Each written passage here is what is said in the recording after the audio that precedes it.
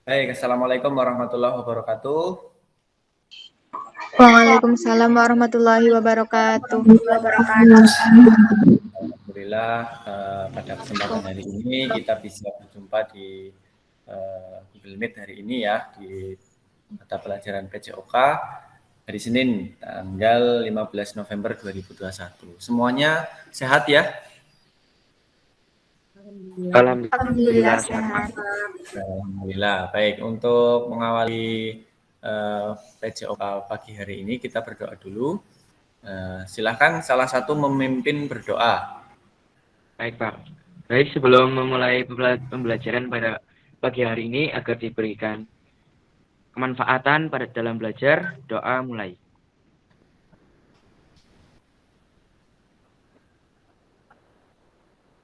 Doa selesai.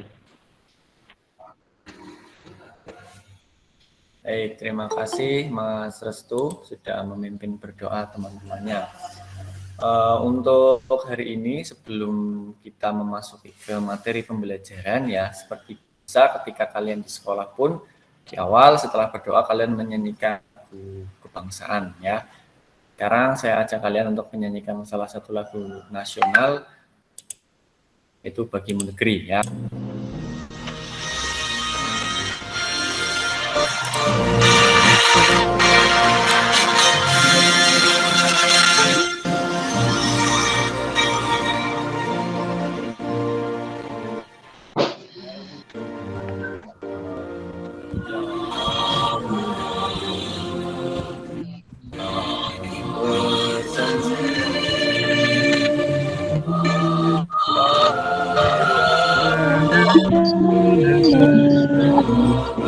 Kami berbakti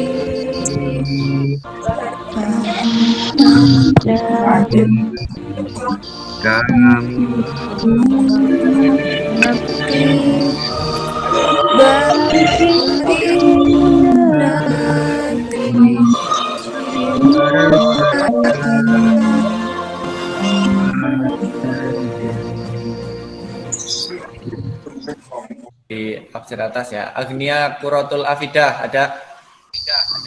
Hadir, Pak. Ya. Afira Aulia Safa. Hadir, Pak. Ya. Alia Akmal Rahmawati. Hadir, Pak. Alia Nabi Riyadi. Hadir, Pak. Aril Budiawan. Hadir. Ya. Dina Beliana Sari. Hadir, Pak. Farah Cahya Nafisa. Hadir, Pak. Ada semuanya ya, kecuali teman-teman kalian yang mengikuti pembelajaran tatap muka terbatas ya. Minggu lalu, masih ingat nggak kita membahas apa kemarin? Jalan cepat, Pak. Jalan cepat ya. Ya, kita kemarin belajar tentang nomor di jalan cepat, teknik di jalan cepat juga ya. Baik, saya akan share screen untuk materi hari ini ya. Mohon untuk bisa nanti diperhatikan dengan baik. Kita mulai saja untuk materi kita hari ini adalah manfaat jangka panjang aktivitas fisik secara teratur ya. Untuk kompetensi dasarnya yaitu adalah menganalisis manfaat jangka panjang dari partisipasi dalam aktivitas fisik secara teratur, dan yang kedua adalah mempresentasikan manfaat jangka panjang dari partisipasi aktif dalam aktivitas fisik secara teratur.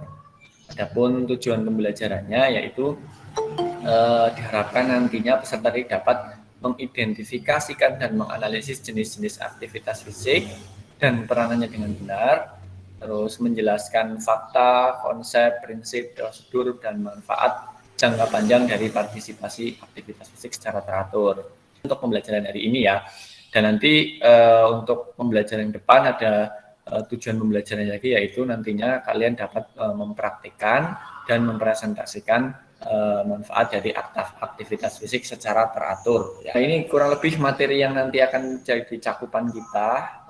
Peta konsepnya seperti ini, berkaitan dengan pertumbuhan dan perkembangan fisik, terus peranan aktivitas fisik, menjaga kebugaran tubuh, manfaat aktivitas fisik, dan program aktivitas fisik. Ya, dilanjutkan dengan uji kompetensi. Ya, baik. ini ada peta konsep lagi, ini tentang sehat. Sebelum kita masuk ke manfaatnya nanti, kita mengarah ke tujuannya dulu. Goalnya adalah sehat. Coba dari kalian, bisa nggak kalian membaca atau menerjemahkan bagan-bagan ini? Silahkan. Sehat adalah keadaan sejahtera di mana tidak ada gangguan yang berarti dan kecacatan. Dari kesehatan tersebut, sehat meliputi fisik, mental, dan sosial. Mental terbagi menjadi 3, yaitu pikiran, emosional, dan spiritual. Oke, ya itu ya. Jadi dari bagian ini kalian bisa membaca, bisa menerjemahkan bahwa yang namanya sehat adalah keadaan sejahtera, yaitu tidak ada gangguan berarti atau kecacatan di dalam fisik, mental maupun sosial. Ya, adapun untuk mental juga secara pikiran, secara emosional dan spiritual. Lanjut lagi, di dalam pengertian sehat ini ada juga yang mempengaruhi di dalam kesehatan. Ya, di dalam slide ini ada 4 hal yang mempengaruhi kesehatan. Yang pertama adalah aktivitas fisik, yang kedua pola makan, yang ketiga istirahat, dan yang keempat adalah penyakit. Ya.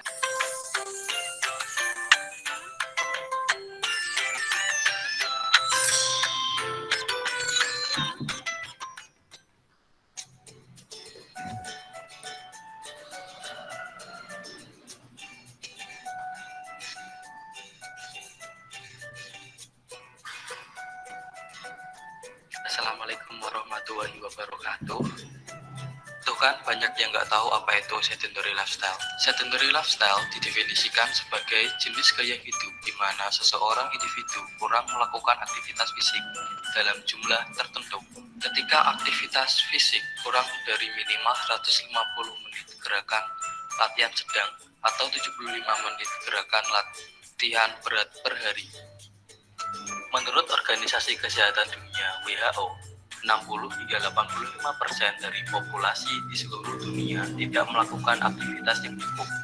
Kurangnya aktivitas cukup ini menjadi faktor utama keempat untuk kematian global. Wow, ngeri kan? Menurut James Levine, seorang spesialis obesitas, sedentary telah terbukti meningkatkan resiko kanker tertentu, dapat berkontribusi pada kecemasan dan depresi, terbukti menjadi faktor resiko penyakit kardiovaskular tertentu, penyakit jantung koroner, kelebihan berat badan atau obesitas, penurunan massa otot rangka, tekanan darah tinggi, dan kadar kolesterol tinggi.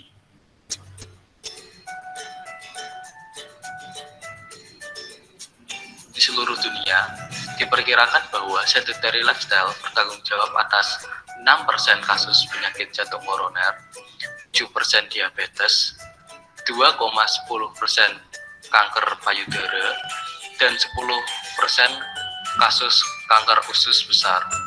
Bahkan, baru-baru ini dilaporkan bahwa sedentary bertanggung jawab lebih banyak kematian tahunan daripada merokok. Faktor utama yang berkontribusi terhadap peningkatan sedentary lifestyle adalah teknologi. Teknologi menyebabkan peningkatan pekerjaan di depan meja dan telah mengembangkan kegiatan yang dapat dilakukan sambil duduk, seperti menonton TV, browsing, dan bermain video game. Tidak baiknya kita dapat menghindari semua dampak buruk tersebut, yaitu dengan meningkatkan level aktivitas. Cara termudahnya adalah meningkatkan level aktivitas di tempat kerja, tempat di mana rata-rata individu menghabiskan hingga 8 jam atau lebih untuk duduk. Sudah tadi video tentang sedentary lifestyle. Nah, sekarang dari video yang tadi kalian saksikan atau kalian amati, kira-kira apa ya pelajaran yang dapat kalian ambil dan langkah nyata yang bisa kalian lakukan untuk menghindari atau meminimalisir sedentary lifestyle? Tadi yang pengertian tentang gaya hidup berat yang seharusnya kita tingkatkan lagi di setiap harinya dalam waktu luang untuk menyempatkan waktu melakukan gerakan fisik sebagai olahraga. Oke, aktivitas fisik ya ternyata memang penting ya untuk keberlangsungan hidup kita ya.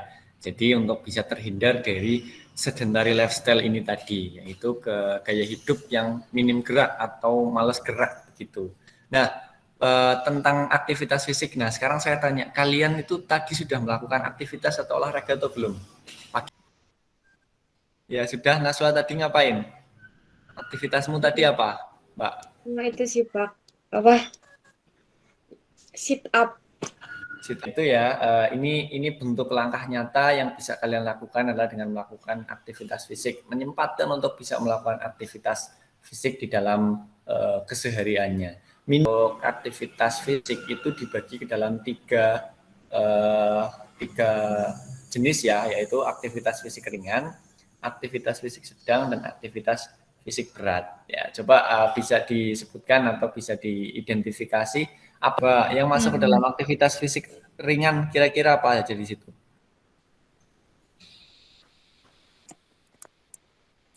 Berjalan dan mengepel. Iya, berjalan, nyapu, ngepel, ya itu aktivitas fisik ringan. Terus aktivitas fisik sedang?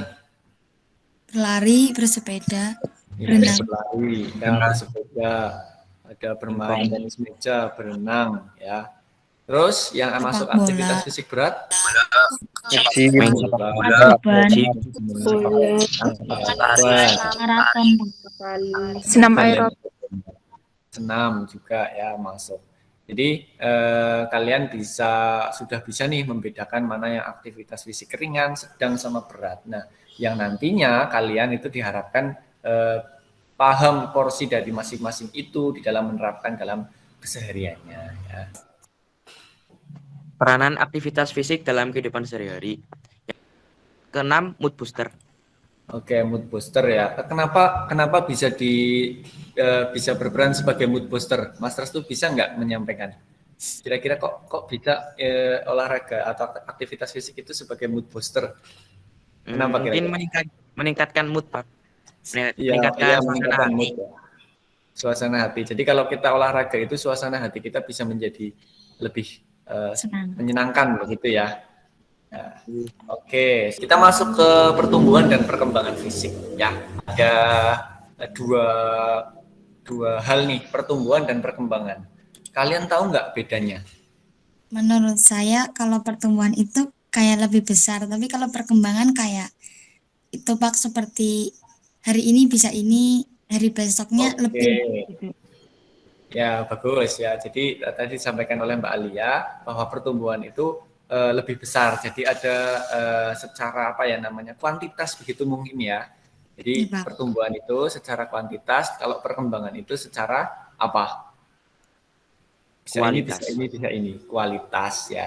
Ya, peningkatan ukuran tubuh. Nah, ini kapasitas fungsi atau kinerja organ-organ tubuh di perkembangan. Ini ada video lagi, silakan dicermati.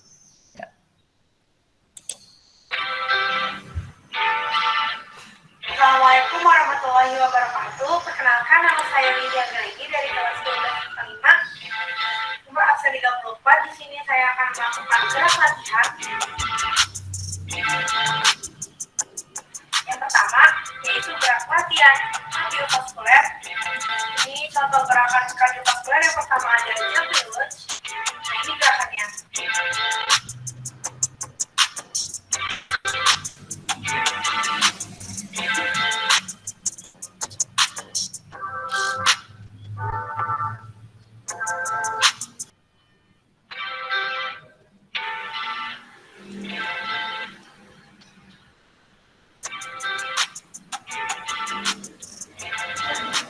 Sekian dari saya. Itu contoh gerakan latihan yang bisa kalian lakukan di rumah. Kurang lebihnya mohon maaf. Wassalamualaikum warahmatullahi wabarakatuh. Otot daya tahan ini disarankan menggunakan prinsip FIT ya, FITT, yaitu frekuensi, intensity, time, type atau tipe. Ini yang tadi dicontohkan di video tadi ya. Ya, ini ada frekuensi. Misalnya frekuensi latihan 3 kali dalam seminggu ya. Terus intensitas latihan yaitu sedang 50-70% DNM, kuat 70-85% DNM. Ya, terus time, waktunya, durasi latihan, misalnya selama 30 menit. Ya, terus tipenya ya, atau tipe latihan bisa jogging, bersepeda, berenang, dan lain sebagainya. Ya, ini paham ya prinsip FIT ya? Ada yang ditanyakan? Permisi Pak, kalau itu DNM itu apa ya? Oke, Herlina Naswa ada pertanyaan ya. DNM, ada yang tahu DNM teman-teman? Tidak, Pak. Denyut nadi maksimal. Oke, Agnia, bagus. Denyut nadi maksimal. Ada yang bisa menghitung denyut nadi maksimalnya? Iya, Pak. Rumusnya itu 220 dikurangi usia, kemudian dikalikan 80%. Oke, ya DNM-nya itu bagus. Terima kasih Mas Restu ya. Sebagai alarm juga. DNM-nya misal 204. DNM ini 204 ya. Kita ngambil berapa persennya ketika kita untuk intensitas latihannya. Sampai sini bisa dipahami ya. Mbak Naswa tadi yang menanyakan, paham ya Mbak? Paham Pak, terima kasih. Oke, ya. Baik, materi-materi yang tadi sudah kita diskusikan, bisa nggak kalian menyimpulkan atau memberikan refleksi apa yang sudah tadi disampaikan atau yang sudah kita diskusikan? Saya, Pak. Iya, boleh. Tentang yang tadi sudah kita bahas, apa yang kamu dapat? Yang saya dapat, kita harus rajin berolahraga supaya tubuhnya sehat, enggak cuma rebahan. Oke, ya jadi sampai sini jadi tahu ya, jadi sadar oh ternyata aktivitas fisik itu penting untuk kita metabolisme tubuh kita supaya bisa baik untuk pertemuan selanjutnya. Nah, yaitu nantinya kalian membuat atau menyusun aktivitas fisik ya, seperti ini. Ya, menyusun aktivitas fisik misalnya dalam 1 bulan ini ya, hari tanggal, terus jenis program latihannya apa saja. Kalian bisa melihat panduan ini di video yang kemarin saya pernah share ya, tentang menyusun program latihan atau aktivitas fisik. Oke, nah dari situ tadi ya kesimpulannya adalah kebugaran tubuh itu memerlukan upaya yang terstruktur dan konsisten. Nah, kebugaran fisik dapat naik dan dapat turun atau terjaga kondisinya. Jadi tidak serta-merta selalu baik, tapi kita harus menjaganya supaya bisa stabil ya. Membiasakan diri menjaga kebugaran dengan aktivitas fisik yang baik sedari remaja adalah sebuah upaya yang perlu ditanamkan. Jadi kita perlu disiplin untuk menanamkan itu, menjalankan kehidupan dengan beraktivitas yang baik dan seimbang. Saya rasa cukup ya untuk hari ini. Jangan lupa untuk terus menjaga kesehatan dan kebugaran ya, apalagi dalam kondisi seperti ini, malas gerak itu ancaman ya, kita harus selalu bisa aktif untuk menjaga kebugaran dan kesehatan kita. Ya, sudah bel selesai, kita tutup dengan berdoa. Tadi yang membaca doa siapa tadi? Saya, Pak. Ya, silahkan dipimpin berdoa Mas Restu. Baik, untuk mengakhiri pembelajaran pada pagi hari ini, semoga apa yang kita pelajari semoga bermanfaat ke depannya. Amin. Doa mulai. Doa selesai. Ya, terima kasih Mas Restu, terima kasih semuanya 11 MIPA 2 ya. Mungkin setelah ini, setelah saya tutup, kalian bisa untuk meninggalkan Meet ini dan melanjutkan aktivitas kalian ya. Terima kasih sekali lagi, kurang lebihnya maaf. Assalamualaikum warahmatullahi wabarakatuh. Waalaikumsalam warahmatullahi wabarakatuh. Terima kasih Pak. Terima kasih Pak. Terima kasih Pak. Terima kasih Pak. Terima kasih, Pak.